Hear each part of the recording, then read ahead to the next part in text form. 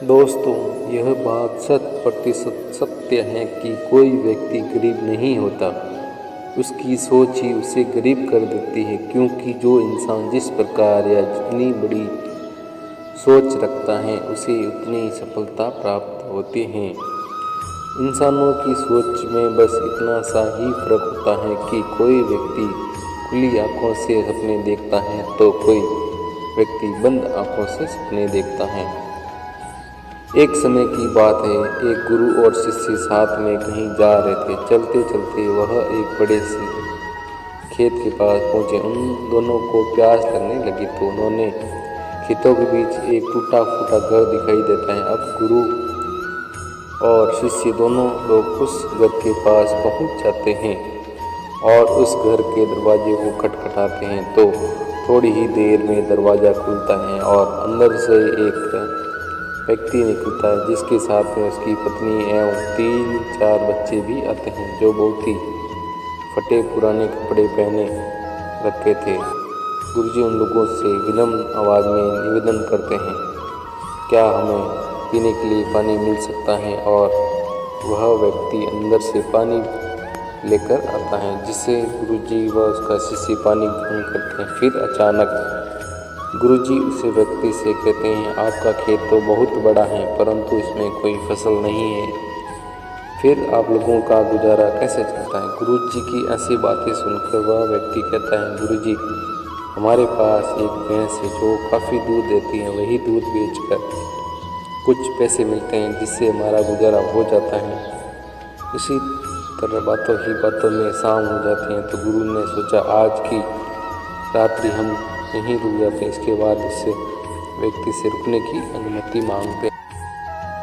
रुकते की अनुमति दे देता है और गुरुजी वहीं रुक जाते हैं। आधी रात बीत चुकी थी। गुरुजी नींद से उठ जाते हैं और अपने शिष्य के कान में जाकर एकदम धीरे से आवाज़ देते हैं, इधर से चलो, अब हमें यहाँ से चलना चाहिए और इसकी भैंस को भी साथ में ले जाकर जंगल में छोड़ देना। गुरुजी की ऐसी बातों को सुनकर थोड़े समय के लिए शिष्य को विश्वास नहीं हो रहा था, क्योंकि यह वही गुरु है जो इतना ज्ञान दिया करते थे, परंतु आज पहली बार किसी के साथ गलत करने के लिए बोल रहे थे। लेकिन शिष्य गुरु की बात को तो टाल भी नहीं सकता था। आखिर वह गुरु और शिष्य जंगल की तरफ उस भैंस को लेकर निकल पड़ते हैं और उस भैंस को जंगल में ले जाकर ऐसी जगह में छोड़ देते हैं जहाँ से उस भैंस का वापस आना बहुत मुश्किल था।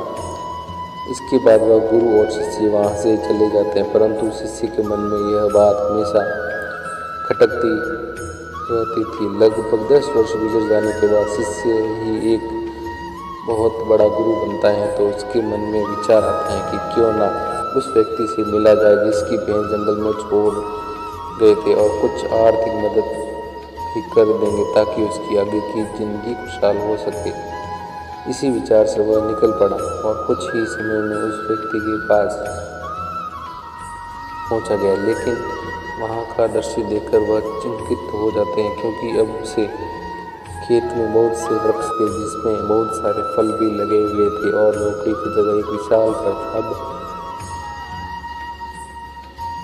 यह देखकर शिष्य मन में विचार करने लगा कि हो सकता है यह भैंस के चले जाने के कारण वह व्यक्ति सब कुछ बेचकर यहाँ से चला गया होगा, और यही सोचते हुए वापस लौटने लगे। तभी उसकी नज़र उस व्यक्ति पर पड़ती है तो वही उस व्यक्ति के पास जाकर कहते हैं, शायद आप हमें ना पहचानते हो, लेकिन कई वर्षों पहले मैं आपसे मिला था। तब वह व्यक्ति कहता है, मैं आपको कैसे भूल सकता हूँ, आप तो उस दिन बिना बताए ही यहाँ से चले गए और उसी दिन हमारी भैंस भी अनजाने कहाँ चली गई, जो आज तक नहीं लौटी। कुछ दिनों तक मैं बहुत परेशान रहा, कुछ समझ नहीं आ रहा था कि अब क्या करें, परंतु जीने के लिए कुछ न कुछ तो काम करना भी पड़ता था। इसीलिए मैंने लकड़ियों को काट कर बेचने का काम शुरू किया। जो भी पैसे मुझे मिले उसे मैंने अपने खेतों में खर्च करके फसल उगा ली। फसल बहुत अच्छी हुई, जिसे मैंने फलों का एक बगीचा लगवा दिया जिस बगीचे में बहुत अच्छे फल लगे और आज मैं शहर का फल बेचने वाला सबसे बड़ा व्यापारी हो गया हूँ। लेकिन यह सब कुछ कभी ना हो पाता अगर वह भैंस यहाँ से न गई होती, क्योंकि उसी भैंस के कारण मैं कोई दूसरा कार्य नहीं करना चाहता था। उसके जाने के बाद मैंने कार्य का दूसरा रास्ता चुना जिसमें मैं पैसा कमा सकूं, लेकिन आज मैं अपनी ज़िंदगी से बहुत खुश हूँ और शहर का सबसे बड़ा व्यापारी भी हूँ। यही बात सुनकर शिष्य कहता है, यह कार्य तो तुम पहले भी कर सकते थे। तब वह व्यक्ति बोला, कर तो सकता था, परंतु उस समय मेरी जिंदगी बिना मेहनत किए भी चल रही थी। इसी कारण मुझे कभी इस बात का एहसास नहीं हुआ कि मैं भी कभी कोई दूसरा काम कर सकता हूँ। यही कारण है कि मैंने कभी कोशिश नहीं की। लेकिन भैंस के जाने के बाद मुझे इस बात का एहसास होने लगा कि मैं कोई दूसरा कार्य भी कर सकता हूँ और मैंने उसी समय यह दृढ़ निश्चय किया कि अब अपनी ज़िंदगी में जो कुछ भी करूँगा अपने दम पर करूँगा और इसी संकल्प की वजह से आज इस मुकाम पर पहुँचा हूँ।